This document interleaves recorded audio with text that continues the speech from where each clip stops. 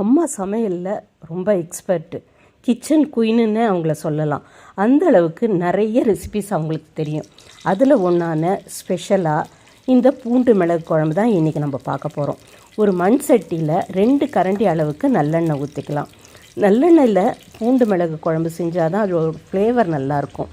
ஒரு கைப்பிடி வெங்காயம், உரிச்ச பூண்டு, கொஞ்சமாக தாளிப்பு வடகம், கூடவே கடுகு, இவ்வளோ தான் இதுக்கான மசாலா பொருட்கள். எண்ணெய் நல்லா காஞ்சதுக்கப்புறம் மசாலா பொருட்களை அதில் போட்டு வதக்க போகிறோம். ரொம்ப கலர் மாறுற அளவுக்கு வதங்கணும்னு இல்லை, அதோட ஸ்மெல் நல்லா வெளியில் வந்ததுக்கப்புறமே அதுக்கப்புறம் மற்ற பொருட்களை நம்ம இதோட ஆட் பண்ணிக்கலாம்.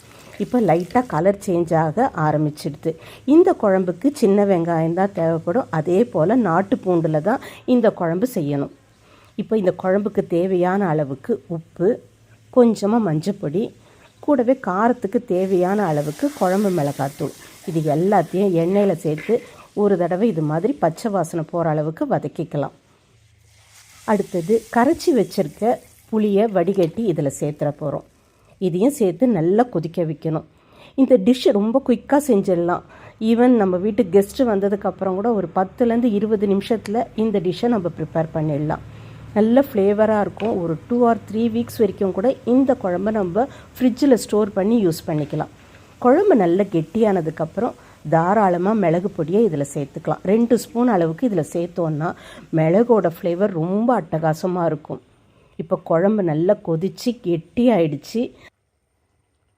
இப்போ சர்வ் பண்ணதுக்கான பூண்டு மிளகு குழம்பு நம்ம ரெடி பண்ணிட்டோம். ரொம்ப சிம்பிளான அதே நேரத்தில் டேஸ்டியான இந்த குழம்பு சூடான ஒயிட் ரைஸோடு கலந்து சாப்பிட்டோன்னா அவ்வளோ நல்லாயிருக்கும். இதுக்கு கூட சைட் டிஷ்ஷாக வத்தல், அப்பளம், இது மாதிரி கிறிஸ்பியான ஐட்டம் வச்சு சாப்பிட்டோன்னா ரொம்ப மேட்சிங்காக இருக்கும். இந்த டிஷ்ஷை நீங்களும் ட்ரை பண்ணி பாருங்கள்.